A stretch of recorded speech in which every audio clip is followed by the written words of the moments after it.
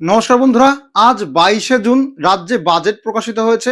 একাধিক ঘোষণা করা হয়েছে, যার মধ্যে বেকার ছেলেমেয়েদের জন্য যুবশক্তি ভরসা কার্ডে ঘোষণা করা হয়েছে যে অক্টোবর মাস থেকে যুবশক্তি প্রকল্প চালু করা হবে। তাহলে এই প্রকল্পে 3,000 টাকা করে কারা পাবেন এবং এই প্রকল্পে 2,000 টাকা করেও দেওয়া হবে। কারা 3,000 টাকা পাবেন, কারা 2,000 টাকা পাবেন, শিক্ষাগত যোগ্যতা এবং মাসে কত টাকা আয় করা পরিবার এখানে আবেদন করতে পারবেন, সমস্ত কিছু নিয়ে ঘোষণা করেছেন খোদ মুখ্যমন্ত্রী শুভেন্দু অধিকারী মহাশয়। তো এই ভিডিওতে এটা নিয়ে আলোচনা করছি, সমস্ত কিছু ইন ডিটেলে বলছি। তার আগে চলুন মুখ্যমন্ত্রীর লাইভ ঘোষণাটা আমরা দেখে নিই। আমার যুবক ভাইরা, আপনাদের জন্য আমরা আছি। 3,000 টাকা করে অক্টোবর মাস থেকে পাবেন গ্র্যাজুয়েট যুবকরা। আর যারা গ্র্যাজুয়েট নন, যারা ন্যূনতম শিক্ষা নিয়েছেন, তার পূর্ণাঙ্গ গাইডলাইন আমরা বের করব। তারা 2,000 টাকা করে পাবেন। এক্ষেত্রে বাজেট বইতে যেটা আছে সেটা হচ্ছে মাসে যারা 1 লক্ষ টাকার বেশি রোজগার করেন, ইনকাম ট্যাক্স পেই, তারাই এই সুযোগ পাবেন না। এটা বছরে নয়, এটা ক্লিয়ার করতে চাই। অর্থাৎ যাদের পরিবার মাসে 1 লক্ষ টাকা করে রোজগার করেন, তারা তো ইনকাম ট্যাক্স ছাড় আছে আপ টু 1 লাখ। 1 লাখের উপরে ইনকাম ট্যাক্স দিতে হয়। আপনারাও আমাদের সঙ্গে একমত হবেন, 1 লক্ষ টাকা যে পরিবারে রোজগার আছে তার নিশ্চয়ই এই ভরসা স্কিম নেওয়ার দরকার হবে না। সেটাই বলা হয়েছে। এটা কিন্তু বাৎসরিক ইনকামের ক্ষেত্রে প্রযোজ্য হচ্ছে না। তাহলে লাইভ ঘোষণাটা আপনারা দেখে নিয়েছেন, সব বুঝে গেছেন আশা করি। চলুন এবার বিস্তারিত আমি আরো ভালো করে বুঝিয়ে দিচ্ছি। তাহলে রাজ্যের যারা বেকার ছেলেমেয়েরা রয়েছে, যারা আবেদন করতে চাও এই যুবশক্তি ভরসা কার্ড প্রকল্পে এবং প্রতি মাসে 3,000 টাকা অথবা 2,000 টাকা পেতে চাও, তারা ভিডিওটা সম্পূর্ণ দেখো, চ্যানেলটিকে সাবস্ক্রাইব করে রাখো, ফেসবুক পেজটিকে ফলো করে রাখো।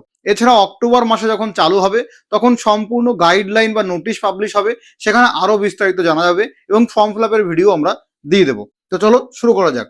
তো প্রথমে আমরা বলছি এই যে যুবশক্তি ভরসা কার্ড প্রকল্প, যেটা বিজেপি ঘোষণা করেছিল ভোটে জেতার আগে, সেটা নিয়ে অফিসিয়ালি 22শে জুন অর্থাৎ আজকে বাজেট প্রকাশের পরে ঘোষণা করেছেন লাইভ প্রেস কনফারেন্স করে মুখ্যমন্ত্রী ঘোষণা করেছেন। এবং বাজেট যখন প্রকাশ করেছে তখনও কিন্তু অর্থমন্ত্রী সামান্য কিছু বলেছিল এই সম্পর্কে। রাজ্যের বেকার যুবক যুবতীদের জন্য নতুন আর্থিক সহায়তা প্রকল্প রাজ্য সরকারের পক্ষ থেকে অক্টোবর 2026 সাল, হ্যাঁ এই বছরই অক্টোবর মাস থেকে শুরু হচ্ছে রাজ্যের নতুন এই যুবশক্তি প্রকল্প। এই যুবশক্তি প্রকল্পের পুরো নাম যেটা, সেটা হচ্ছে যুবশক্তি ভরসা কার্ড। ঠিক আছে, এই প্রকল্পে 22শে জুন অফিসিয়ালি সিলমোহর পড়ে গেছে। 22শে জুন এই বাজেটে বলা হয়েছে অক্টোবর 2026 এই প্রকল্পের সূচনা করা হবে। তাহলে এই প্রকল্পটা কাদের জন্য?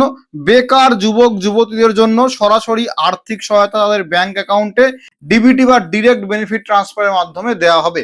অক্টোবর 2026 থেকে এই প্রকল্প শুরু করা হবে এবং যেটা বললাম ডিবিটি অর্থাৎ উপভোক্তাদের, বেকার ছেলে মেয়েদের ব্যাংক অ্যাকাউন্টে ডিরেক্ট বেনিফিট ট্রান্সফারের মাধ্যমে এটা প্রদান করা হবে। এরপর দেখে নিন শিক্ষাগত যোগ্যতা অনুযায়ী আর্থিক সহায়তা। আমরা জানতাম যে এখানে 3,000 টাকা করে দেওয়া হবে, কিন্তু 22শে জুন বাজেটে নতুন ঘোষণা করা হয়েছে যে 2,000 টাকাও অনকে পাবে। কারা কোন টাকা বা কত টাকা পাবে?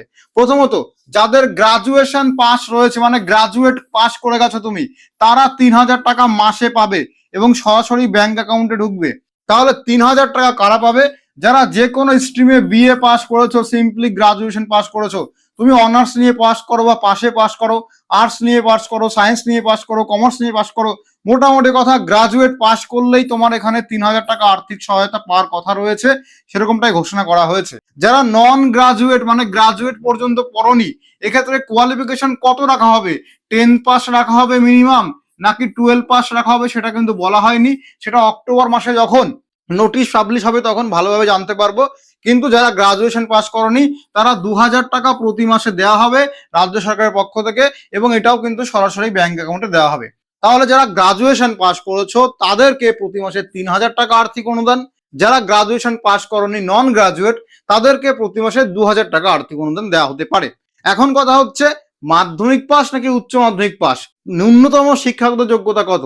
যেমন যুবসাথী প্রকল্পে মাধ্যমিক পাস করলেই পাওয়া যেত, সেরকম যুবশক্তি প্রকল্পে গ্রাজুয়েট যারা পাস করেছো তাদেরকে তো শিওর কনফার্মেশন দিয়ে দিয়েছে, কিন্তু নন গ্রাজুয়েট যারা তাদেরকে মাধ্যমিক পাস হিসাবে ধরা হবে মিনিমাম যোগ্যতা, যে মাধ্যমিক পাস করলেই পাবে, নাকি উচ্চ মাধ্যমিক রাখা হবে।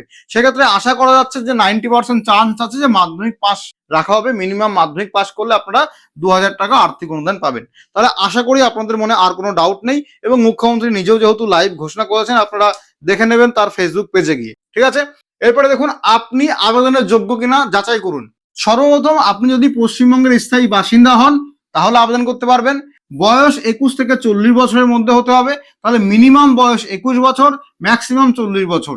এবং অবশ্যই আপনাকে বেকার হতে হবে, অর্থাৎ বেকার যুবক যুবতী মানে বেকার ছেলেমেয়েরাই এখানে যোগ্য আবেদনকারী। তাহলে এই তিনটে শর্ত পূরণ করলে আবেদন করতে পারবেন। এর সঙ্গে আরেকটা শর্ত বলা হয়েছে, সেটা হচ্ছে আপনার পরিবারের মাসিক ইনকাম 1 লাখ টাকার মধ্যে হতে হবে।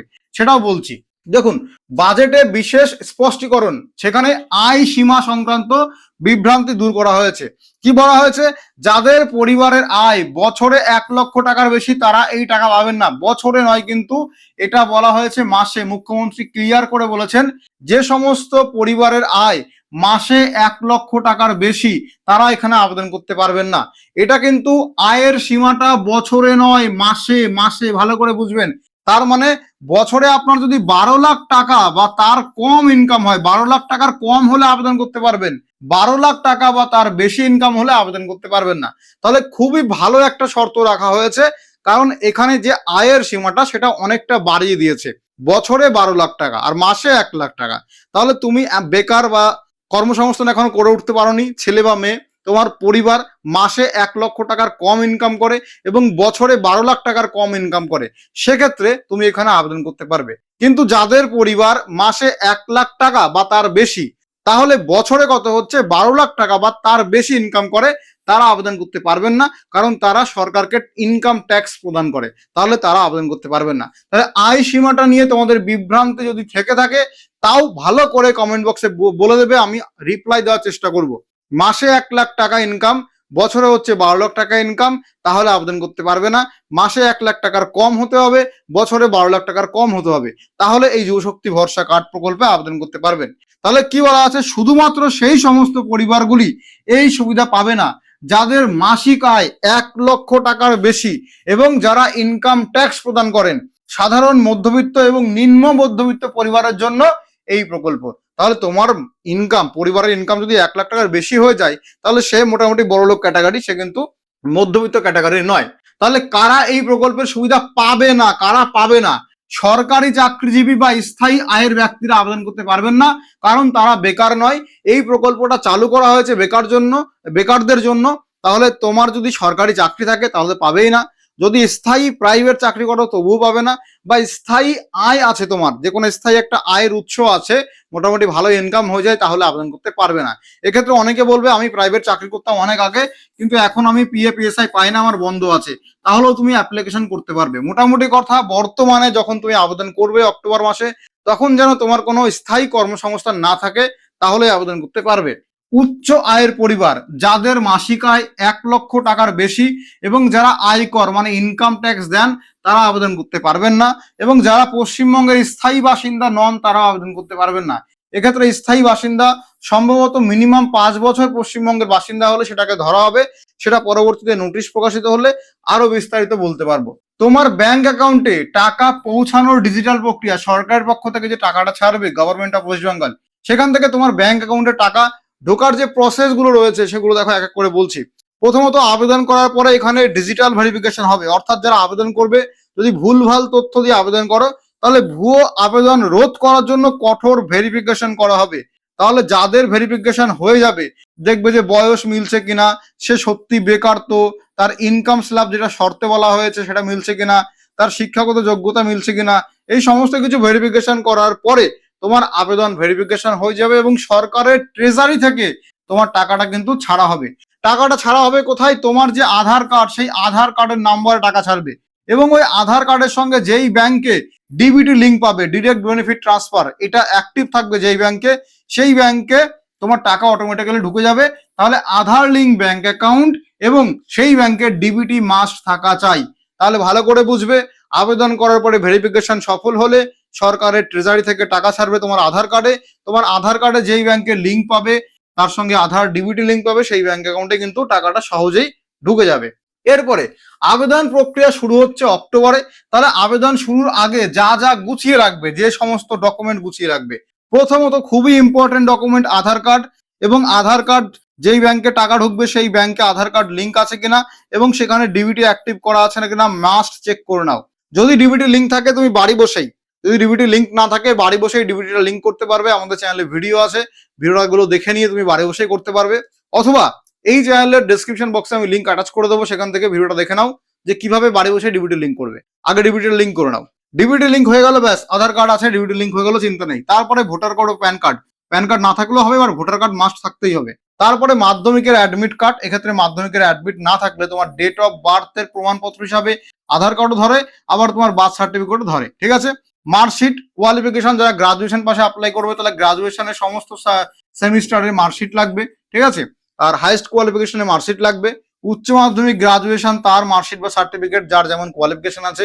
ডিবিটি অ্যাক্টিভ থাকতে হবে, সেই ব্যাংকের পাসবই নিতে পারে, অথবা যেমন অন্নপূর্ণা ভান্ডারে আমরা দেখেছি যে ব্যাংকের পাসবই নেয়নি বা ব্যাংকের কোনো তথ্য নেয়নি অনলাইনে, শুধুমাত্র আধার কার্ড নিয়েছে, তাহলে আধার কার্ডে টাকা ছাড়লে অটোমেটিক্যালি ওই আধার কার্ডে ফেচ করবে, যেই ব্যাংকে ডিবিটি পাবে সেই ব্যাংকে ঢুকিয়ে দেবে টাকা। একইভাবে এক্ষেত্রেও ব্যাংক অ্যাকাউন্ট নাও নেওয়া হতে পারে, তোমার আধার কার্ডে যেই অ্যাকাউন্ট পাবে ফেচ করবে সেটাতেই টাকা ঢুকে যাবে। তারপরে আধারের সঙ্গে ফোন নাম্বার লিঙ্ক থাকা বাধ্যতামূলক, এটা কিন্তু অনেকেরই নেই, বা অনেকের আধারের সঙ্গে ফোন নাম্বার পুরনো লিঙ্ক আছে, সেই ফোন নাম্বারের অ্যাক্সেস নেই, ওটিপি গুলো দিতে পারবে না। সেক্ষেত্রে নতুন ফোন নাম্বার চেঞ্জেস করিয়ে নাও এবং আপডেট করিয়ে নাও ফোন নাম্বার। যাদের লিঙ্ক নেই তারা অবশ্যই পোস্ট অফিসে গিয়ে লিঙ্ক করে নাও, ওকে। এরপরে পরবর্তী পদক্ষেপ, মানে তোমরা যদি আবেদন করতে চাও তাহলে তুমি এখন কি করতে পারো।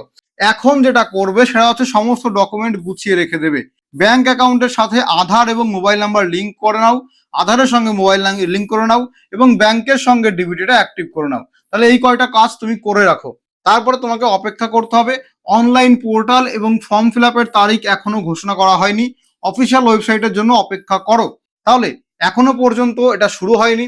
অক্টোবর মাসে নোটিফিকেশন আগে পাবলিশ হবে, সেই নোটিফিকেশনে সমস্ত তথ্য বলা থাকবে, আবেদনের যোগ্যতা, শর্ত ইত্যাদি ইত্যাদি, এবং সেখানেই বলা থাকবে কবে থেকে ফর্ম ফিল আপ চালু হবে, ফর্ম ফিল আপ কতদিন চলবে, সমস্ত কিছু সেই নোটিশে বলা থাকবে। ওই নোটিশ পাবলিশ হলে সেই অনুযায়ী আমরা কাজ করব, সেই অনুযায়ী এগোবো। তাহলে চ্যানেলটিকে সাবস্ক্রাইব করে রাখো, ফেসবুক পেজটিকে ফলো করে রাখো। যখন অফিসিয়াল নোটিশ অক্টোবরে পাবলিশ হবে আমরা ইন ডিটেলে সবকিছু জানিয়ে দেবো, তখন তোমরা অ্যাপ্লিকেশন করতে পারবে। আর এই যুবশক্তি প্রকল্প নিয়ে কোনো প্রকার ডাউট থাকলে কমেন্ট করে জানাও। তাছাড়া এই যে বাজেট প্রকাশিত হয়েছে 22শে জুন, এই বাজেটে আর কি কি ঘোষণা করা হয়েছে, যেমন বৃদ্ধ ভাতা বা বার্ধক্য ভাতা বাড়ানো হয়েছে কিনা, পিএম কিষাণ প্রকল্পে বাড়ানো হয়েছে কিনা, এই সমস্ত কিছু নিয়ে ইন ডিটেল একটা ভিডিও আমাদের চ্যানেলে আসবে, ওটা দেখে নিলে সমস্ত কিছু ক্লিয়ার হয়ে যাবে। এছাড়া মুখ্যমন্ত্রী মহাশয় এখানে বিভিন্ন চাকরি সম্পর্কে ঘোষণা করেছেন যে এত নিয়োগ করা হবে এই বর্ষে, সেই সমস্ত কিছু নিয়ে আলোচনা করছি। সুস্থ থেকো, ভালো থেকো, সুরক্ষিত থেকো, দেখা হবে পরবর্তী ভিডিওতে।